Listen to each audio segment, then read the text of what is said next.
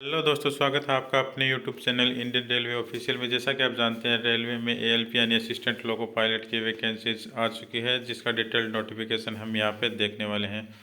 Form कब से कब तक चलने वाले हैं, कौन फॉर्म भर सकता है, कौन नहीं, एज क्वालिफिकेशन क्या रहने वाली है, एज लिमिट क्या रहेगी, इन सब के बारे में हम यहाँ पर चर्चा करने वाले हैं। यह आप देख पा रहे हो, ऑनलाइन फॉर्म 20 जनवरी से स्टार्ट हो चुके हैं, जिसकी लास्ट डेट रहने वाली है 19 फरवरी। और फॉर्म भरते समय जो भी आपको मिस्टेक हुई है, उसके लिए मॉडिफिकेशन विंडो ओपन रहने वाली है 20 फरवरी से 29 फरवरी तक। उसके बाद हम देखते हैं कि एएलपी की जो पोस्ट है वो लेवल 2 की है। इनिशियल पे रहने वाला आपका 19,900। मेडिकल स्टैंडर्ड रहने वाला है A1। एज लिमिट रहेगी 18 से 30 ईयर, जिसमें कैटेगरी वाइज एज रिलैक्सेशन भी मिलता है। टोटल वैकेंसीज रहने वाली हैं 5,696, जो बढ़ने की पूरी संभावना है। वैकेंसीज आपकी इंक्रीज होने वाली है।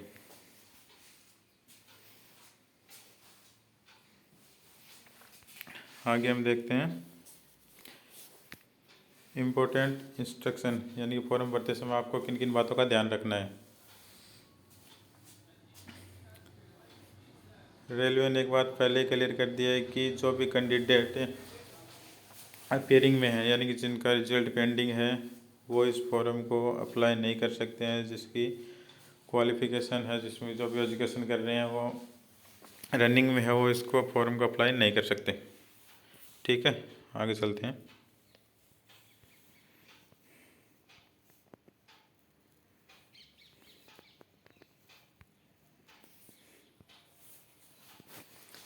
मेडिकल मेड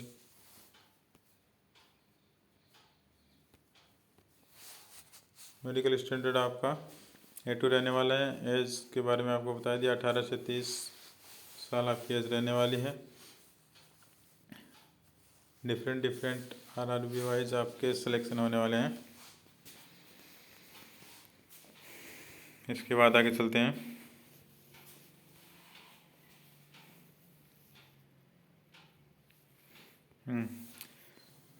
फॉर्म भरते टाइम जो भी आपका करेक्शन हुआ है, उसके लिए अलग से चार्ज लगेगा। मॉडिफिकेशन फीस रखी गई है रेलवे के द्वारा 250 रुपये, जो कि नॉन रिफंडेबल होने वाली है।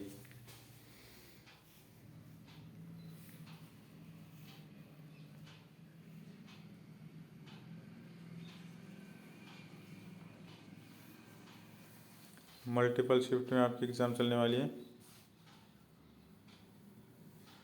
1/3 एग्ज़ाम में नेगेटिव मार्किंग रहेगी, 1/3 नेगेटिव मार्किंग रहने वाली है।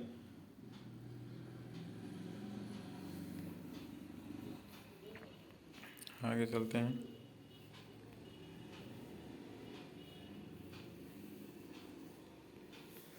बैंड आइटम, यानी कि एग्ज़ाम के time candidate carrying banned item like communication devices and electronic gadgets, यानी एग्ज़ाम में जाते टाइम आपको mobile phone, Bluetooth, pen drive, laptop, calculator, smart watch, bangles, chains, bracelet आदि को लेके नहीं जाना है, नहीं तो आप एग्ज़ाम से डिस्क्वालीफाई किए जा सकते हो।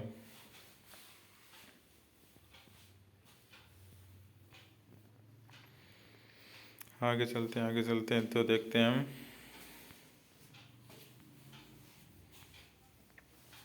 सिग्नेचर। सबसे इम्पोर्टेंट बात 1.9 का जो ये है ना, signature must be running hand writing and not in block या कैपिटल लेटर्स और डिसजॉइंट लेटर। ये चीज़ सबसे इम्पोर्टेंट है। फॉर्म भरते टाइम आपको इस चीज़ का विशेष ध्यान रखना है, यानी कि सिग्नेचर आपको कैपिटल लेटर्स में कभी नहीं करता। जैसे मान लो किसी का नाम राहुल है, तो इस तरह से आपको सिग्नेचर बिल्कुल भी नहीं करना है, वरना आप डिस्क्वालीफाई कर दिए जाओगे। पिछले एग्ज़ाम्स में रेलवे ने अनेक बंदों को डिस्क्वालीफाई किया भी है इस वजह से। आपको सिग्नेचर करने हैं, रनिंग हैंड राइटिंग में सिग्नेचर करने हैं। जैसे इस तरह से हो गई, इस तरह से भी कर दो, आपको जैसा अच्छा लगे। रनिंग हैंड राइटिंग में आपको सिग्नेचर करने हैं। कैपिटल लेटर्स में आपको सिग्नेचर बिल्कुल भी नहीं करने हैं।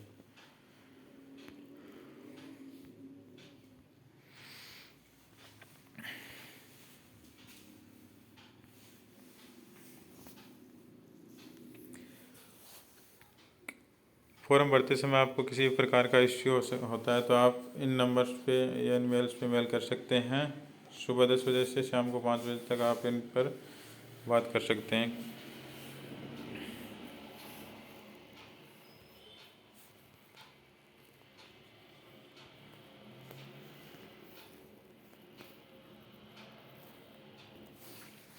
वैकेंसी के बारे में रेलवे ने बताया है कि please note that these vacancies में इंक्रीज और डिक्रीज, यानी कि वैकेंसी बढ़ भी सकती है और घट भी सकती है। तो वैकेंसी घटने वाली तो नहीं है, ऑलमोस्ट वैकेंसी आपकी 100% बढ़ने वाली है।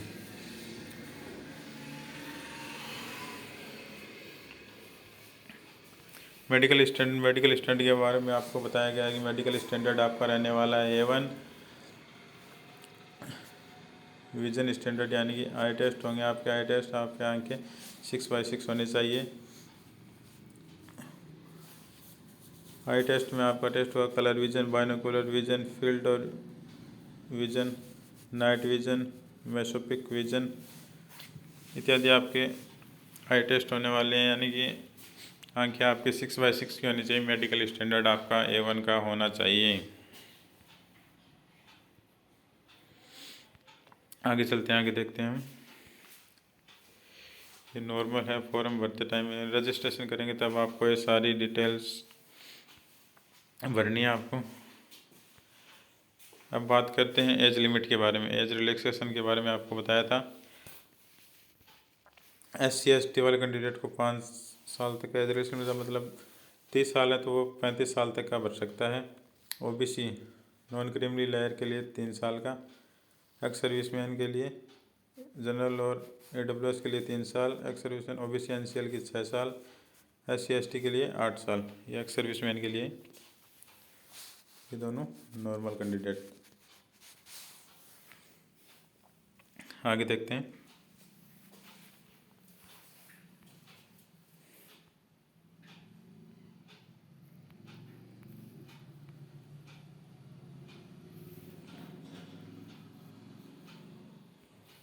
Examination fees for all candidate, यानी कि सभी की एग्जामिनेशन फीस CBT1 के लिए रहने वाली है 500 रुपये, जिसमें 400 रुपये आपका रिफंडेबल अमाउंट होगा। एग्ज़ाम के बाद आपको 400 रुपये रिफ़ंड कर दिए जाएंगे। SC/ST ex serviceman, female candidate, transgender आदि, इकोनॉमी बैकवर्ड क्लास, EBC वाले कैंडिडेट्स के लिए फ़ीस रहने वाली है 250 रुपये, और 250 के 250 आपको क्या कर देंगे, रिफंडेबल कर दिए जाएंगे आपको।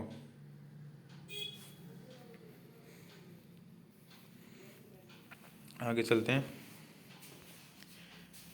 मोड्स ऑफ पेमेंट आपको ऑनलाइन करना होगा।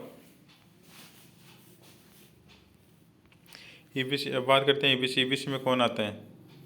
जिसकी इनकम 50,000 से कम है वो EBC में आते हैं, और EBC का सर्टिफिकेट होता है, सर्टिफिकेट बनाते हैं। अगर आप EBC में आते हो तो आप 250 रुपये में आपका फॉर्म भर जाएगा, अन्यथा आपको 500 रुपये चार्ज देना पड़ेगा UR और OBC वालों को।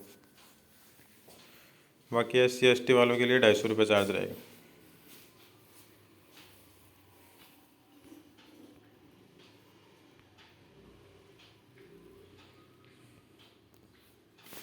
एग्ज़ामिनेशन रिफ़ंड फ़ीस के लिए आपको बैंक डिटेल वगैरह मांगी जाएंगी आपसे, तो वो आप दे सकते हैं बैंक डिटेल वगैरह।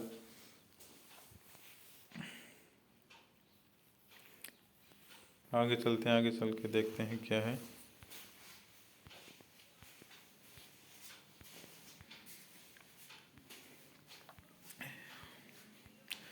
फॉर्म आपको बहुत सावधानी से भरना है कि आगे चल के DV में आपको कोई दिक्कत ना हो। DV में बहुत से कैंडिडेट को फॉर्म फिलिंग की वजह से बाहर कर दिया जाता है, तो आपको फॉर्म बिल्कुल ध्यान से भरना है।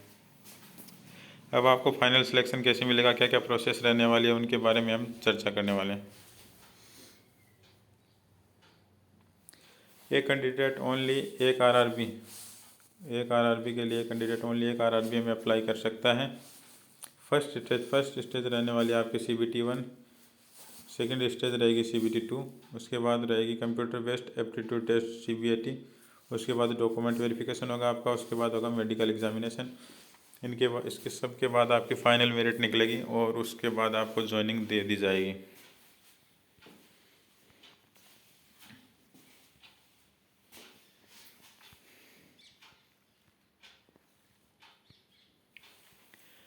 फर्स्ट स्टेज की बात करें तो फर्स्ट स्टेज आपका ओनली क्वालिफाइंग होने वाला है।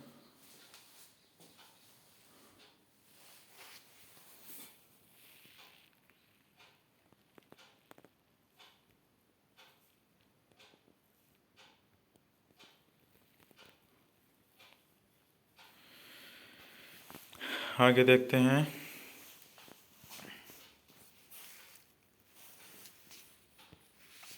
CBT 1 की एग्ज़ाम आपकी 60 मिनट की होगी। नंबर ऑफ क्वेश्चन होंगे 75। 1/3 नेगेटिव मार्किंग होने वाली है। मल्टीपल शिफ्ट में आपका पेपर होगा। मिनिमम पास मार्किंग होगी। UR और EWS के लिए 40%, OBC NCL के 30%, SC के लिए 30%, ST के लिए 25% रहने वाली।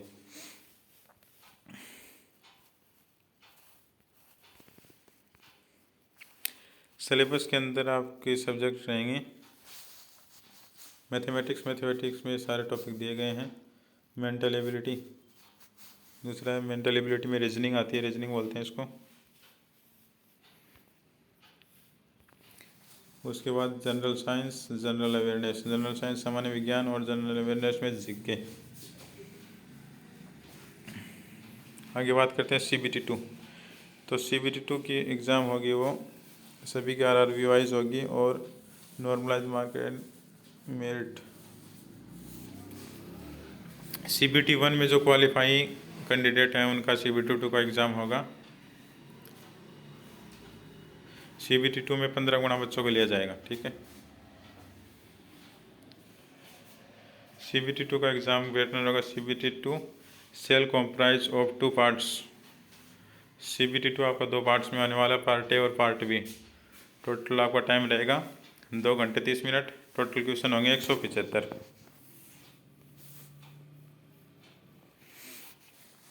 पार्ट ए 90 मिनट का होगा जिसमें 100 क्वेश्चन होंगे, और पार्ट बी 60 मिनट का होगा जिसमें 75 क्वेश्चन होंगे। टोटल होंगे 175 क्वेश्चन आपके रहने वाले हैं।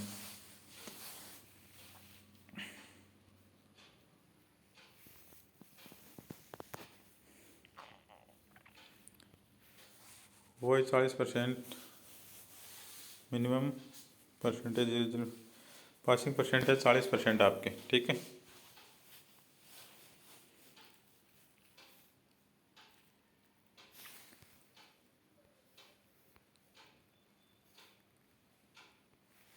पार्ट ए में आपका सिलेबस रहेगा मैथमेटिक्स, जनरल इंटेलिजेंस और रीजनिंग, बेसिक साइंस और इंजीनियरिंग। ये रहेगा आपका जो CBT 1 का सिलेबस है ना, पार्ट ए में आपका CBT 2 में वही सिलेबस रहने वाला है। उसके बाद पार्ट 2 की बात करें, पार्ट 2 में आपका जो सिलेबस रहेगा वो रहेगा ट्रेड का। जो भी ट्रेड से आपने डिप्लोमा कोर्स किया है उसका सिलेबस इसमें आने वाला है, ठीक है। आगे चलते हैं।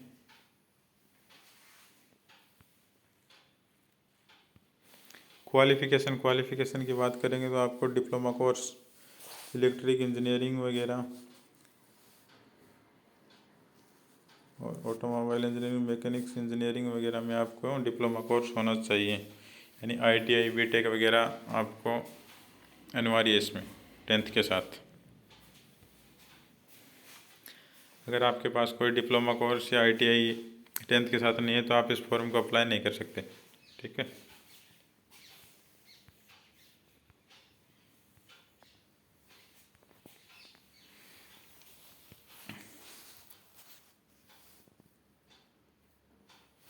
ये सभी RRB की वेबसाइट दी गई हैं। जिस भी RRB से आप फॉर्म भरना चाहते हैं उसकी यहाँ से साइट ओपन करके आप फॉर्म अप्लाई कर सकते हैं। फॉर्म अप्लाई करने के लिए आप इन वेबसाइट पर जा सकते हैं।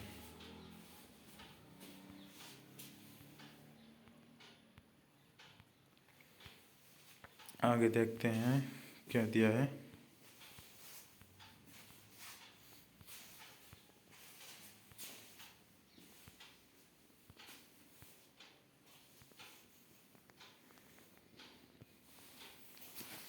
ये आपको बता दिया पोस्ट है, ये असिस्टेंट लोको पायलट लेवल 2 की रहने वाली है। 19,900 इसका इनिशियल पे रहने वाला है। Medical standard A1।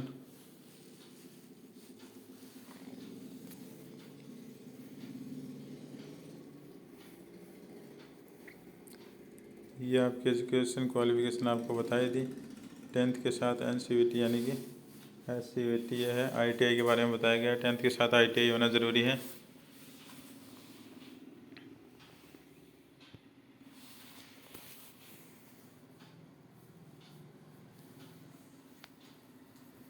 कोई भी डिप्लोमा कोर्स आपका होना चाहिए, यानी कि 3 ईयर डिप्लोमा कोर्स या कोई भी डिप्लोमा कोर्स है जो आपका, वो 10th के साथ होना अनिवार्य है।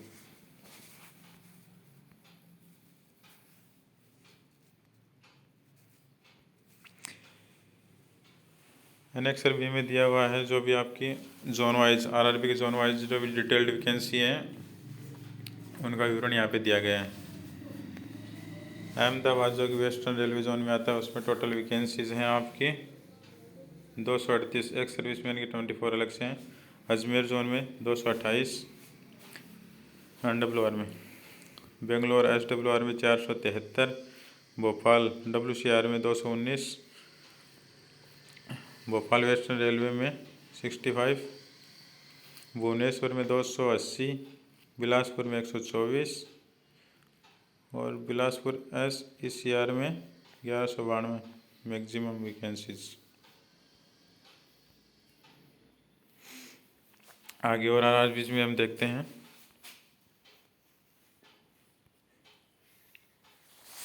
चंडीगढ़ NR में 66। चेन्नई में 148। SR में गोरखपुर NER 43। गुवाहाटी NFR में 62 जम्मू कश्मीर NR में 39 कोलकाता ER वेस्टर्न रेलवे में 254। कोलकाता SCR में 91 मालदा ER में 161। SCR में 56। मुंबई SCR में 26।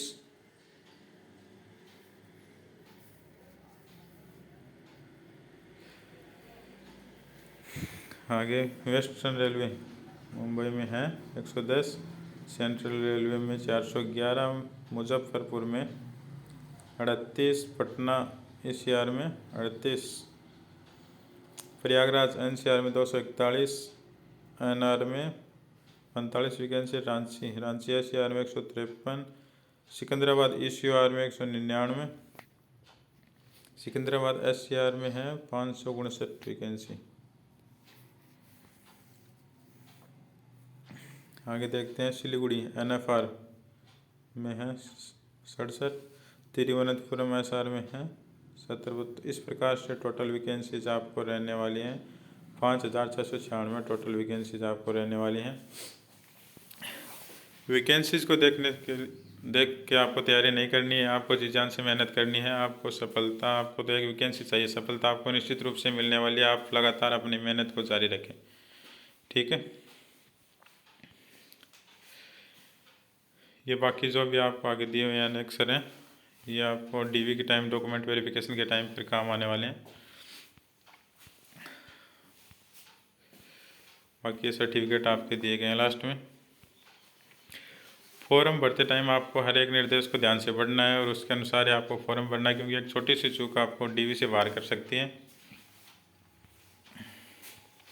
फिर पछताने के अलावा आपके पास कोई ऑप्शन नहीं बचता, तो ठीक है। तो जो भी रेलवे में जाना चाहता है वो फॉर्म को अप्लाई करे और अपनी मेहनत को जारी रखे, जिससे आपका सिलेक्शन 100% हो सके।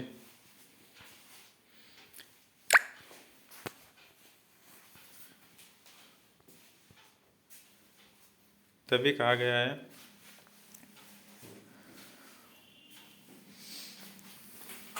आपको मेहनत लगातार जारी रखनी है ना। और रेलवे के हर अपडेट के लिए आप हमारे साथ जुड़े रहिए अपने YouTube channel Indian railway official में। हर अपडेट हम यहाँ पर आपको सबसे पहले प्रोवाइड करवाते रहेंगे।